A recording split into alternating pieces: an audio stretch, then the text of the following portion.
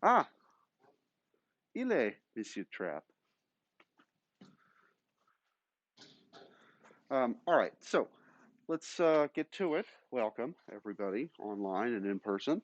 Uh, Hope we're all doing okay. Uh, Congratulations, Will, on Trapple. I said just Trapple Sing. Chapel Sing.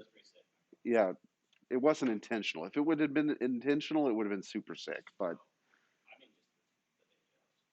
I thought you meant my Trapple Sing instead of Chapels. Hmm. No, there's many things that were not how they're normally been done. So anyway, okay, so let's get to it. So I know we've got a lot to do today, so let's get crack-a-lackin'. So I wanted to look at one more example, or an example from the stuff we did last time, and I've picked the example such that we can actually use it for as another example for the stuff that we're going to do today over the shells method. Okay, so it's going to be this would be a good example of a problem that you can do in multiple different ways. Okay, so the problem that I chose is take. Oops, let me go back to black here.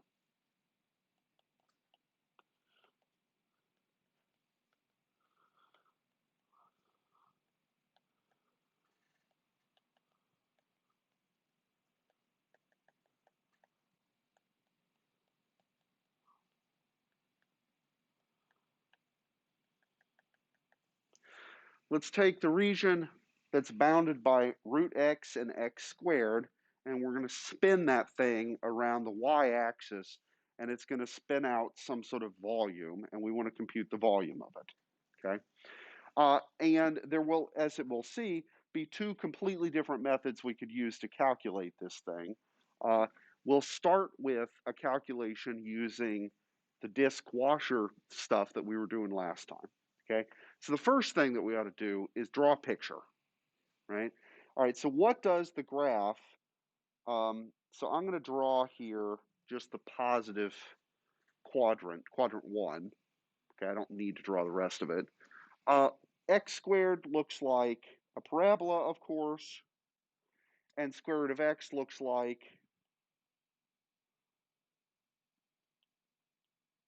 well, it's just a rightward opening parabola. So it looks something like this. Okay, so that little teardrop shape, we're going to spin it around that axis. Okay, so this is going to kind of look like a, um, it's not a, what's the like little thing, not in tennis, but like if you play like badminton or, huh? What's that thing called? Yes. Looks kind of like if we spun this thing, it might look kind of like a shuttlecock, sort of. Okay. Um, huh? No, the y-axis. So we're going to spin it this way, right? So, well, actually, in this case, it wouldn't matter because it's sort of symmetric, but we'll spin it that way, and it's going to make a thing that'll have kind of a point down here at the origin, and then it'll be kind of hollow under, from coming up from the top. Okay. I'll actually, in Mathematica, we can graph that thing in a minute. But okay, so that's kind of what the shape we're looking at. And if we're going to do this with the disk or washer method, then um, the disk or washer method, you make your slices perpendicular to the axis of rotation. Okay.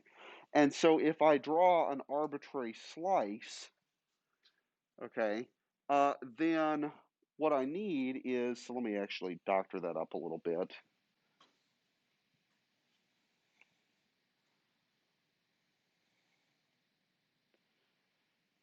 Okay, my arbitrary slice there, so think of the red and the blue part as really being on top of each other. I just sort of drew it that way so that we could see the difference. The slice would be Well, actually, you know what? Let me use a third color. This will make it even easier to see, I think.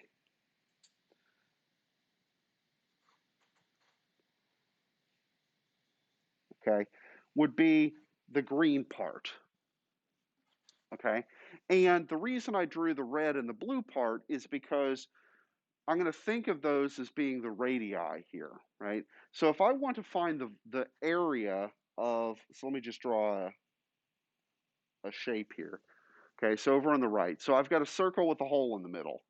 If I want to find the area contained by, does this has a fill? No, I guess it doesn't. All right, well, whatever. Let me shade that in a kind of crappy way. Okay, so you guys get the idea, right? So it's an annular region, a ring. Okay, so how do I find the area of that thing? Yeah. Pi times root x minus pi. Uh, okay. Yeah, let's back up on that though.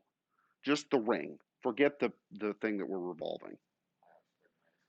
Yeah, so pi outside radius squared minus pi inside radius squared, right? Good? Okay, so the reason I drew that is because that's the kind of object that we've got here. We need to do outside radius minus inside radius, right? So we need to do pi times outside radius squared minus pi times inside radius squared to get the area of the thing. Okay, so in order to do that, we need to know the equations for these two curves. Okay, what were the equations for these two curves?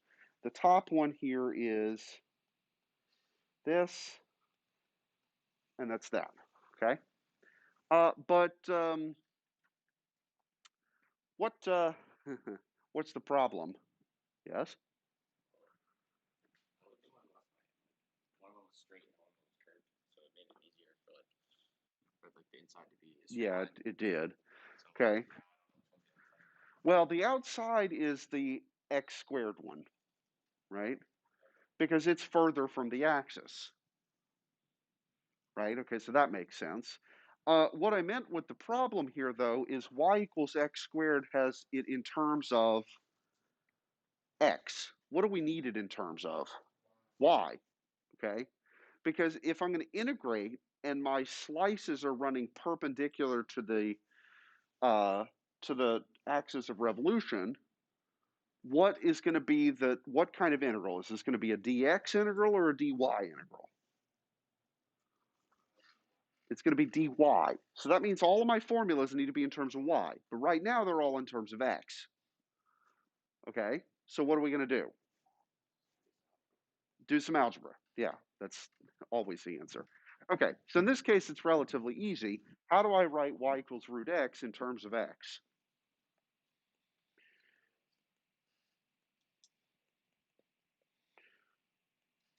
Right? X is y squared. And then for the other one,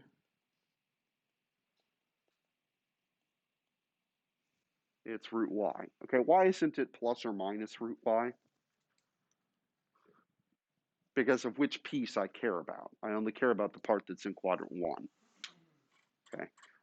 You do have to be careful about that though, but in this case we didn't have to worry. Okay, so now I've got these two dudes in terms of uh, y instead of in terms of x. So who's the outside radius? This is the blue one. He was associated with the y equals x squared guy, but what did that become in terms of which one is the x squared guy? It'd be root y. Okay. So the outside radius, so I need to do the integral. Oh God, that's the worst looking integral ever. There, that's better. Yeah, it was really bad, wasn't it? Oh, perfect. The evidence was, you can't testify against me at trial. The world's worst integral symbol. Okay, so we need to do, let me put the pi out front because I can always do that. And so I need to do outside radius squared minus inside radius squared. Um, and then we've already established that this needs to be a dy integral. okay? Why? Pun intended, because our slices are running vertically, right? So we're thinking of this thing as a bunch of rings stacked on top of each other, okay? All right, so what's the outside radius? It's this, which would be given by root y, good? And what's the inside radius? It's the red one, which is given by y squared, okay? So now we have our integrand set up. Does that look good? Okay, so the thing that we're integrating. Okay, so what's the one other thing that we need to add here? What's missing from our integral? Yeah, the bounds. Okay, what's the smallest value and what's the largest value that y is in our particular scenario here? In this case, it's 0 and 1. Okay, and how do I know that? Well, the 0 should be obvious because we start at the origin, but it's 1 because, well, where do these two things intersect? In this particular case, it's 1, 1. So I'm going to integrate from 0 to 1. Okay, Gucci? Yes, Cole. What if I don't know how to like I know how root x looks and I know how x squared looks on a graph, but what if it's like something I don't know how to draw? Well, if only there were this awesome tool named Mathematica that you could graph things with. Well, you don't have mathematical on the True, you don't. Well, okay, so actually, that was maybe a really shitty answer, um, uh, or shitty attitude for the answer. How did you graph things back in like Algebra 1 before you knew all the basic graphs? algebra one. Yeah, I would go to like Desmos and then okay. just type it in. Okay, but if you didn't have Desmos, what would you do? Could you make a T-chart Yeah, you have to make points and then like dot them. and then connect the dots? Yeah. Would that kind of work? I mean with the different dots were.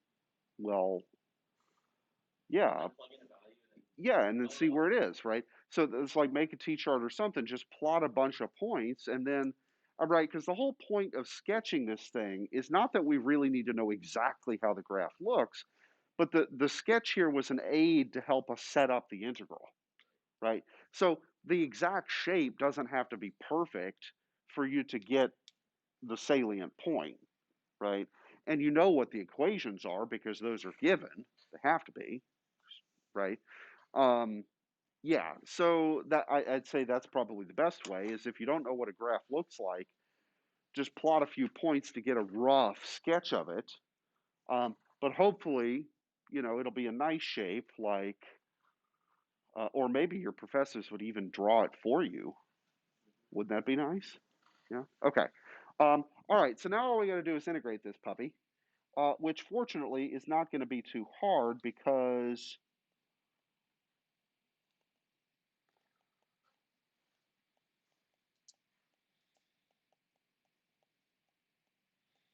it's just a polynomial in y, as it turns out, because the square killed the square root. That's nice.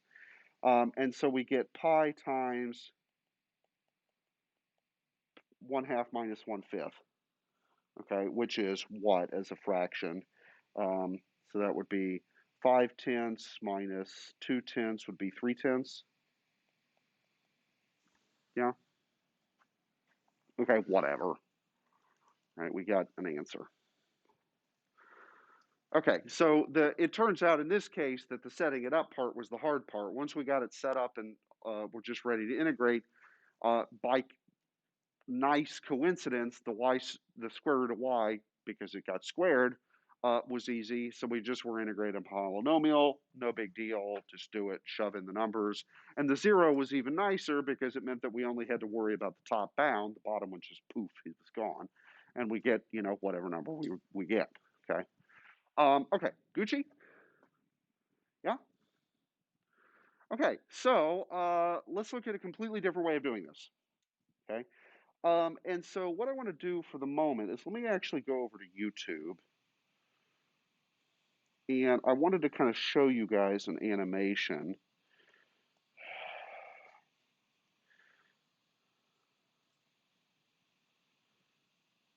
that I found.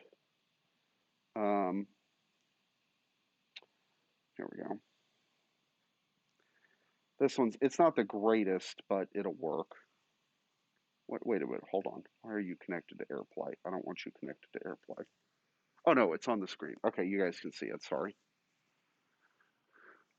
Okay, so this isn't the greatest animation, but it at least gets sort of the idea here. So if I had this parabola looking thing and I wanted to revolve it about the y-axis, then I could have done it with the disk method like we did before, okay? But instead, I could have thought about it as a bunch of cylinders sort of stacked inside each other, okay? So imagine like, um, a bunch of paper towel rolls of varying radii that are stacked inside each other, okay? So you guys kind of see, this is sort of a halfway cross section. Let me pause it right there. Okay, so here's sort of the idea, right? I think of my thing when I spin it around. So this is kind of like a cake shape, right? So a bundt cake, right? That's got a hole in the middle. Yeah. Do we know what cakes look like? Yes, we do. Okay. Not, huh? Not this. Yeah, of course not. Okay, but imagine you got a cake like thing, right? And you wanted to calculate the volume of it. Well, you could slice it horizontally, in which case, what would your slices look like? They'd look like a bunch of circles with holes in the middle. And you could calculate the area or volume of each slice by doing what we did a minute ago. Outside radius squared minus inside radius squared, and then multiply by whatever the thickness is, right? So like, let's say you took, actually, let me go to Safari here.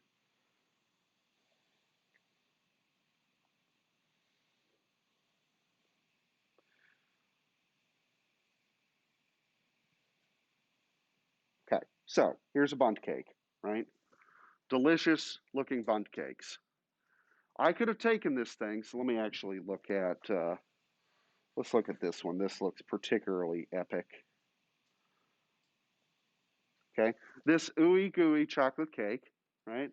I could have sliced it horizontally into a bunch of rings and calculated the volume of each ring. Okay, that would work, right? That's basically what we just did. But that's not the only way that I could cut this thing up.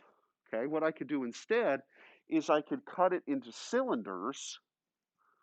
Okay, and then, so this would be like, let's take my paper towel example, right?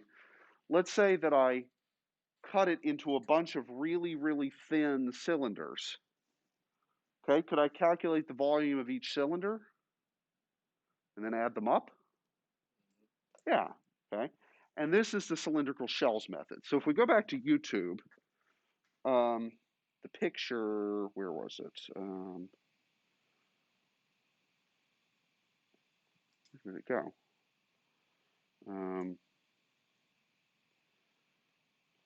Oh, there it is. Okay. Where, dang it.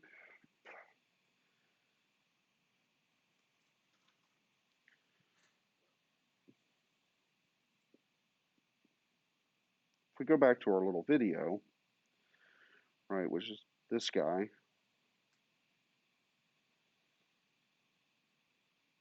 Okay, we were here. Okay, so what we're looking at, right, is we're imagining taking our cake and cutting it into cylinders that are concentric, so they're nesting together. Okay, and then could I figure out, and I know it's a little, the animation's a little crappy looking here, but like say this bright green cylinder, right? It has a really thin wall, okay? So that thin wall is going to be our thickness, and that's going to become the dx or dy type thing, okay? And then what else do we need to know? Well, how would I calculate the volume of that cylindrical shell? Well, there's a couple things I would need to know. I would need to know how thick is it, okay? And that's the thing that's going to become a dx or a dy for us. I would need to know how tall is it, and I would also need to know its circumference, okay? And why do I need to know its circumference? Okay, so here's sort of the idea. Would you tear me off a sheet of paper? Actually, no, don't worry about it. There's some here. Here's why I need to know its circumference. So let's imagine, just take a piece of paper and make a cylinder with it, those of you who are at home. Right, so this is what one of my shells looks like, okay? It has a height of some sort. It has a thickness, which for the piece of paper is really thin, okay? But if I wanted to know the volume, I would need to know the well, there's a couple ways I can do it, right? But I would need to know the length that goes around it, right? And so what I'm going to do is think of the cylinder and unroll it. Well, this part up at the top is the circumference. This part is the height, and then the thickness is whatever the thickness is, right? But this is a rectangular object now after I've unrolled it. So all I have to do is length times width times height, okay? The height is going to be given by some sort of function. The thickness is going to be a dx or a dy type thing. And then the fun one, the circumference, is going to be determined by like a radius type thing, okay? And while we're on the subject, what is the circumference of a circle? 2 pi times the radius, okay? Huh? Yeah, just radius, not squared. That's area, right? Okay, so that's basically what we need to do. Uh, and if we were to think of, like here with our green cylinder, okay, what are the three pieces of information we need to know? We need to know the radius that that thing is away from the axis, okay, because that tells us the circumference. We need to know the height of the thing, and we need to know the thickness, which is going to be, like I said, a dx or a dy type contraption. Okay, does that kind of make sense? The picture here. Um, if we weren't having to deal with COVID, you know how I would actually teach you guys this? With literal cake. Like I would have brought in just a crap ton of bundt cakes and a bunch of knives, and you guys would carve it up, unroll the cake pieces, and then measure them and get the volume. Hmm. Yeah. Unfortunately, because of COVID, we cannot have nice things. So anyway, maybe actually, if you guys want to do this as an exercise at home, I'll go and buy a bunch of bundt cakes, and then you can like socially distance in your living unit, cut the cake and eat the cake. Yeah, no. Well, actually, I went to Kroger yesterday. What I was hoping to find was, I mean, because normally when you get a bundt cake, they're like, you know, a foot in diameter or something, right? And that's a big cake. They're like $5 each. I have seen like mini bundt cakes that are like individual serving size, but they didn't have any at Kroger. And I know I've seen them somewhere. So I don't know, maybe Walmart has them. I'll go look at Walmart. I'll take my life in my hands to go to the Crawfordsville Walmart to see if they have mini bundt cakes so that you guys can do cylindrical shells computations. Right. And I'll look like a real weirdo checking out with like a cart full of bundt cakes and nothing else. Right. Well, at the Crawfordsville Walmart, I will look like a weirdo because I'll have the mask on. But yeah. Okay. So that's sort of the idea here is that I'm just going to fundamentally change the way I slice and dice my solid. Okay. So if we go back to um, my thing here, okay, I could slice and dice this thing in terms of those cylindrical shells instead of in the disc shape that I did a minute ago. Okay, so I'll have to redraw the picture, but to make it more clear. But I could do it the other way too. Okay, this is why I picked this example because it meant that I could do it both methods. Okay, okay, is that cool? Yeah. All right, so let me redraw the picture on the next page. Okay, so like before, I only need to draw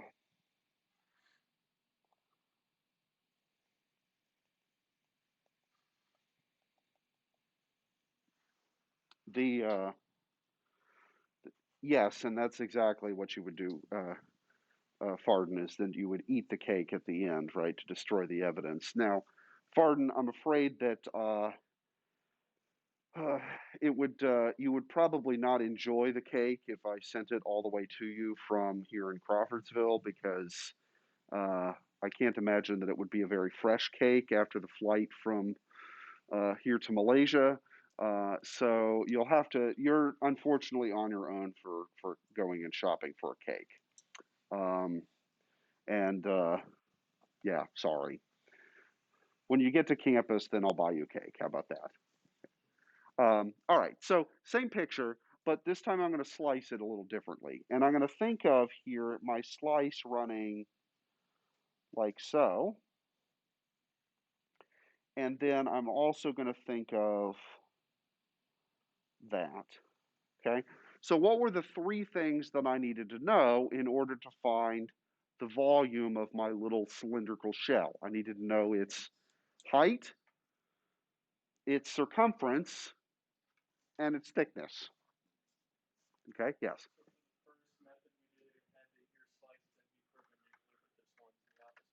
Exactly, right? So this time, when you do cylindrical shells, your slicing is parallel to the axis rather than perpendicular. Okay, so think of that red line getting spun around to make a really thin cylinder. Okay, so that was like in the video they kind of showed that. Yeah, okay. And then I've drawn in blue there the distance between the red shell and the axis, and I'm going to think of that as my radius, right? Because what again were the three things we needed to know to find the volume? We needed to know thickness, height, and circumference, okay? But in order to get circumference, what else could I do? If I know the radius, do I know the circumference? Yeah, because there's the relationship between them. So the blue quantity is going to be my radius. The red quantity is going to be my height. And then what's the thickness? Dx. Okay? All right, so let's set up the integral. It's going to be integral of something, right? So let's do 2 pi times the radius times the height times the dx. And I'm going to think of this as circumference, height,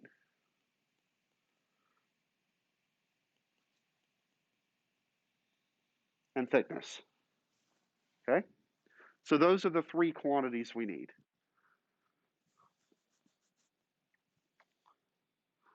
Okay, good. And then we'll figure out what each of them are, although the thickness is easy in this case, it's dx. Okay, so I'll pause for a second, make sure you guys get that scribbled down, and then we'll fill in all the holes.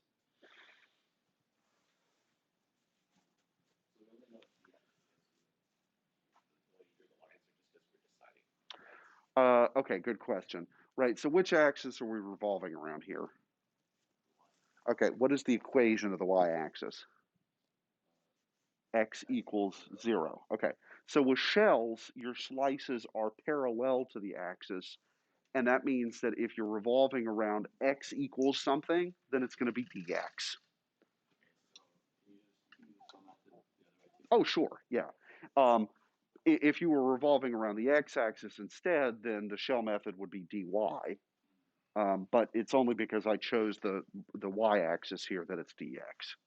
Okay. Yeah. And I should say that for an arbitrary problem, right? I mean, for some problems, we could say, uh, like, well, like in an exam or something, right? I could just say revolve this thing around that axis. And if I had given you a problem like this, you could actually do it either way, right? Um, but in other cases, it's more convenient to do it one way versus the other, okay? Or it might be a real pain in the butt to do it one way and really easy another way. That just depends. Okay, anyway. Um, so let's fill in all the pieces. Well, the height is given by the red slice, okay? And so what I need to do is I need to know what's the y-coordinate at the top of the red piece and the y-coordinate at the bottom of the red piece and subtract them. So what's the y-coordinate at the top of the red slice? Well, if I'm at some mystery position here, x, what would be the y value along that top curve? Huh? Yes, f of x, but what's the function here? Yeah, root x. Okay, so this is the top dude. What's the bottom dude? X squared. Okay, do you guys buy that? Okay, so that's the height of my red slice. Gucci ou Prada?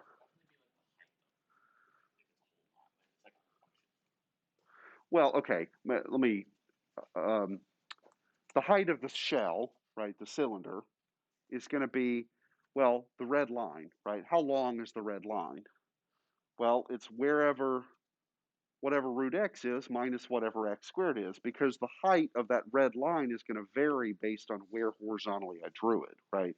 So, like over, if I drew another version of the red line, it would be like, let's say, over here, right? Well, what's its height? I don't know. It's whatever root x is minus x squared. Okay, it's just that x has a different value there. Okay, does that make sense? Yeah? Okay, now what about the circumference? Well, it's 2 pi times the radius. Okay, and this one is almost so easy it's hard. Okay, what is the x coordinate of the red slice? I don't know. X. So what's the distance between the x and the axis? X, right? Because my axis is at x equals 0. So what's the thing I put here? Literally just x in this case. Okay, that's what I mean by it's so easy it's hard. Okay, is that all right? Oui ou non?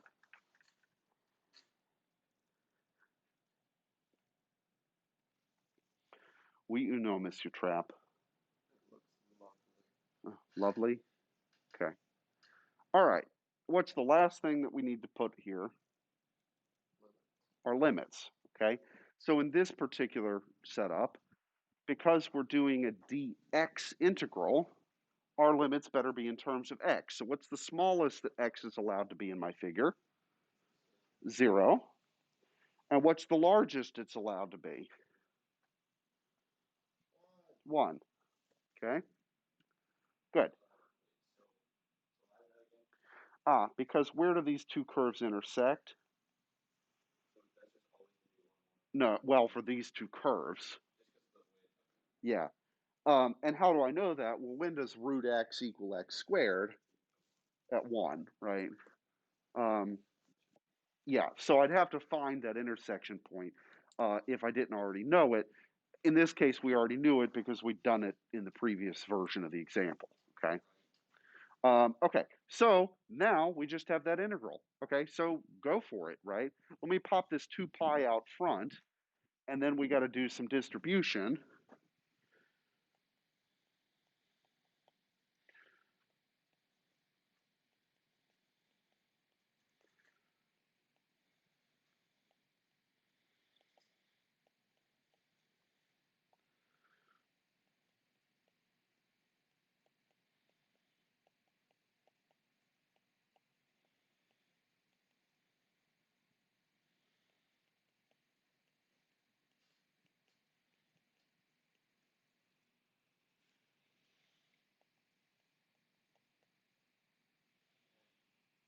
Did I mess something up?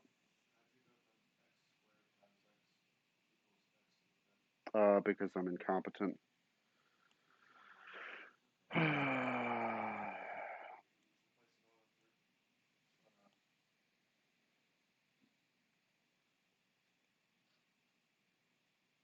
Oops. Hmm?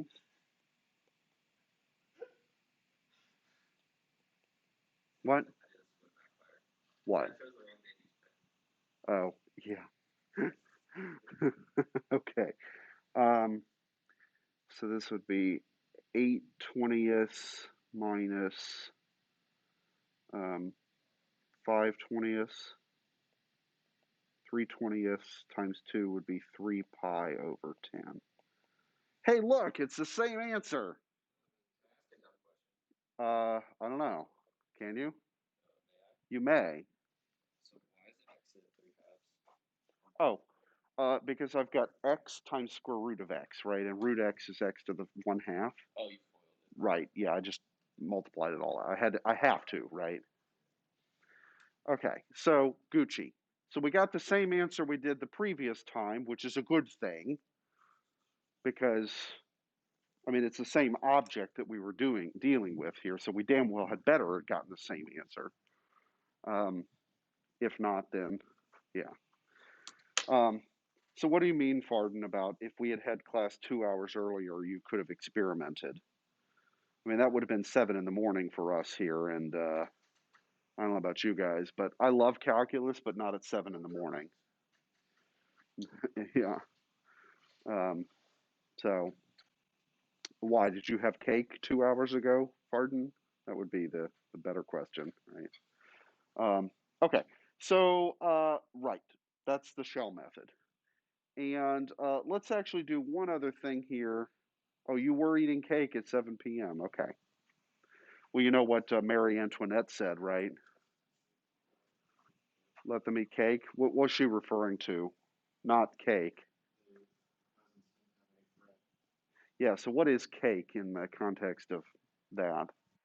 So if you bake a loaf of bread in a pan or something, and when you pull the bread out, there's like that crusty leftover right on the inside of the pan, that is called cake. And so there was like, but the peasants have no bread. And she's like, let them eat cake, namely the little crumbs left over. So there's a reason she lost her head, literally. Okay, so let's actually do some graphing with this stuff with Mathematica because that can be kind of cool. So let me get a new notebook and let me switch over to it on the screen here. Okay, and let me go to Mathematica here. And I'm actually going to open up the documentation so that we can see how to do something. So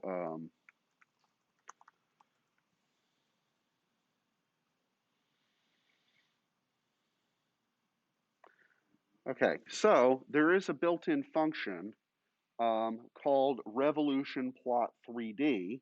Okay, and this would revolve things around. Well, actually, we want just revolution plot, not revolution plot 3D. I thought there was another. Okay, well, anyway, right. So we can use Mathematica to revolve things around the z-axis. Okay, so what I'm going to do is I'm going to think of the x and y-axis as being the screen, and then revolve that. Um, yeah. Okay. So let's take our shape that we had, which was um, we had the stuff that was in between. Um, oops, I forgot to plug the power in. This is about to die. Hang on 1 second.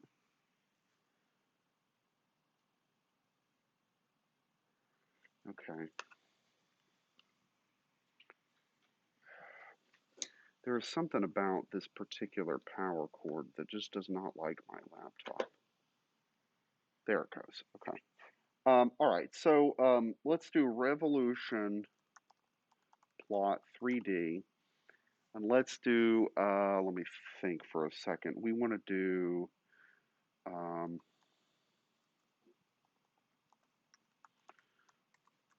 think we want to do this. Let's see how it looks.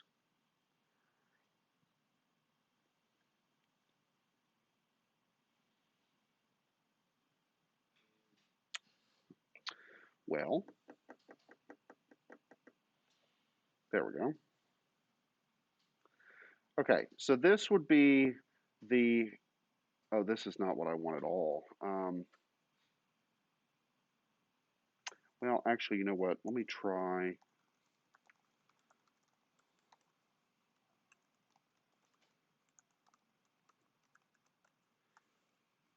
Actually, yeah, this is what I do want. Okay, so let me do.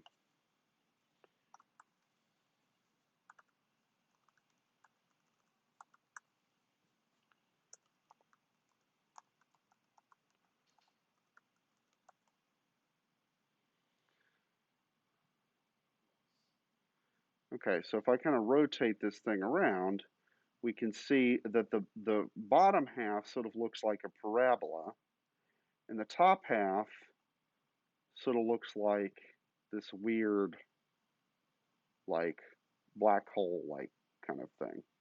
Okay, so that's the shape that we were dealing with here. Okay, does that kind of help? Yeah. And so one of the things I'm going to sit down and do is, so take this particular shape, and you know how we were looking at that video where it drew the like different shells and built it up? You saw how that was kind of crappy looking in terms of the quality of the resolution and whatnot. So I'm gonna make it better. Yeah, because I'm a giant nerd face. So anyway, all right, let me show you guys actually, because we've got a few minutes, a completely different way to approach this problem.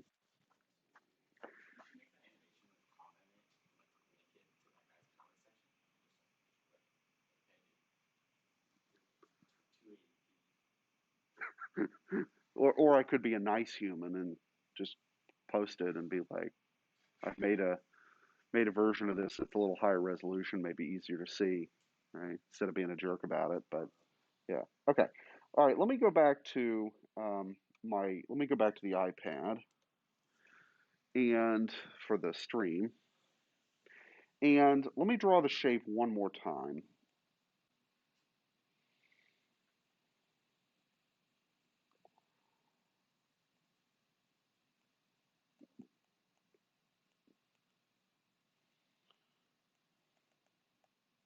Okay, and then like before, I'm going to spin it around the y-axis. How many of you guys are in Physics 111 this semester? None of you? None of you are in physics.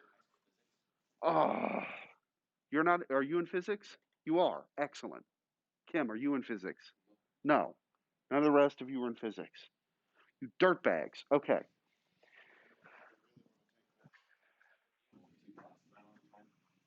For the third? Well, that's what I had to do is I had to start teaching physics also, and then you could have like, yeah, the triple dose of McKinney. Um, yeah, exactly. So I have actually had people minor in me. They've had enough classes with me. They've had 5 classes with me, so that technically is a minor, right? Yeah, minor in McKinney. Yeah, exactly. Right. Okay, so here's what I want to do. If I think of this object, the little leaf-shaped region, okay, if I think of that as like a solid piece of material, where would the center of mass of it be?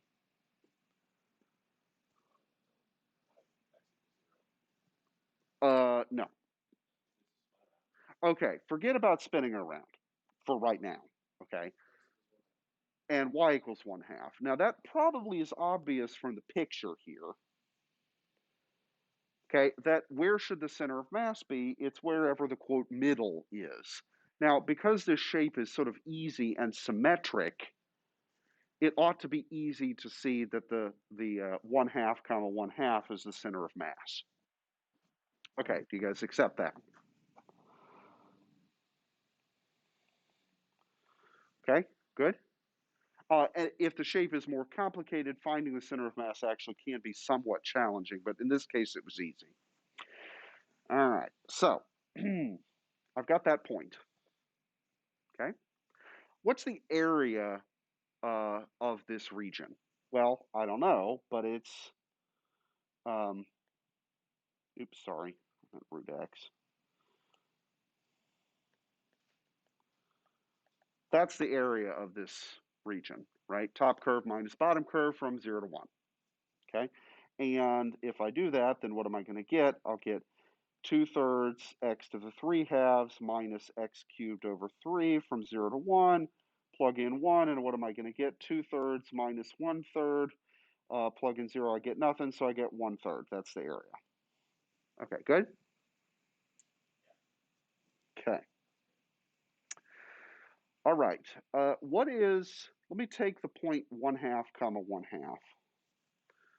Okay, so that's my centroid. If I spin the whole object, then that point is also going to spin and it's going to sweep out a circle, right? What is the circumference of that circle? Well, what's the radius of it?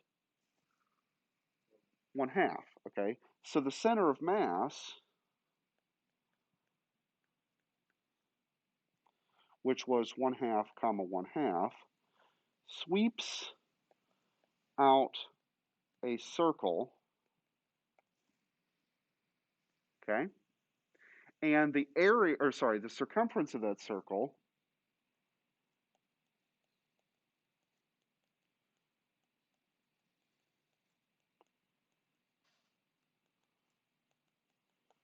is in this case just pi,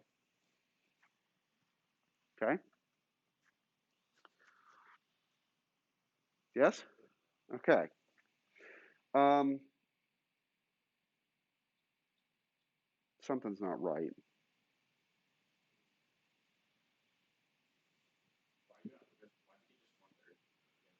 Well, that's what I'm a little worried about here.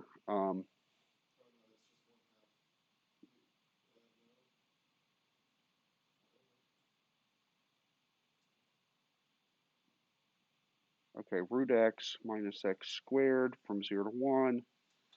I get x to the 3/2 times 2/3 minus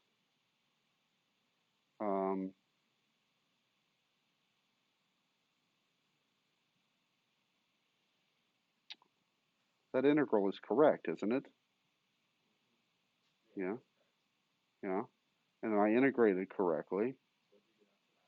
So I just plugged in 1 and I plugged in 0. And when I plug in 0, I don't get anything. So I plug in 1 and I get, well, 1 to the 3/2 is just 1. So I get 2/3 minus 1/3 is 1/3, right? And then the circumference of this thing I got was pi, for that's how far that the circle traveled. Yes? Or I mean, the dot traveled to make a circle. And the product of these should be the volume. But what did we get for the volume? We got 3 pi over 10. Is that right? Both ways? Okay, so then I'm making some sort of really silly mistake here. Um, I'm not sure. So, okay, what I'm trying to show you guys is let me pull it up on Wikipedia.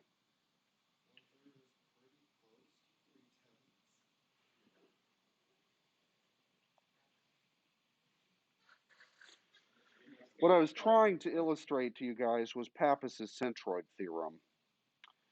Okay, um, which is, well, I don't want to show you all this. Right, so Pappus's centroid theorem is that, well, here I wanted this one.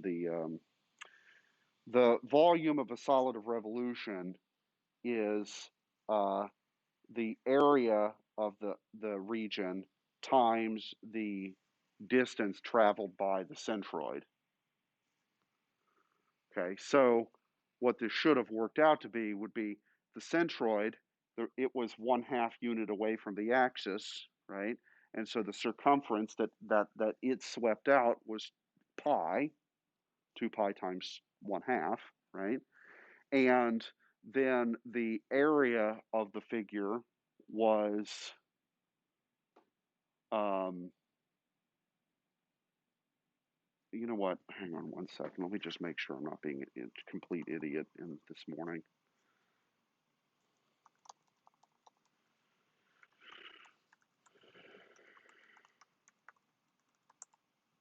No, that is 1/3. Well, then what am I messing up, guys?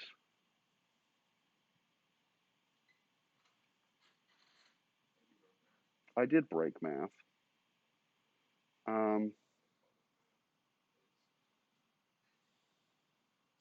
all right, well, I'll sit down and figure out what I've messed up here. But what I was trying to show you guys was that Papas's centroid theorem, right? Namely that you can actually calculate volume and surface area if you think about it from sort of a physics standpoint.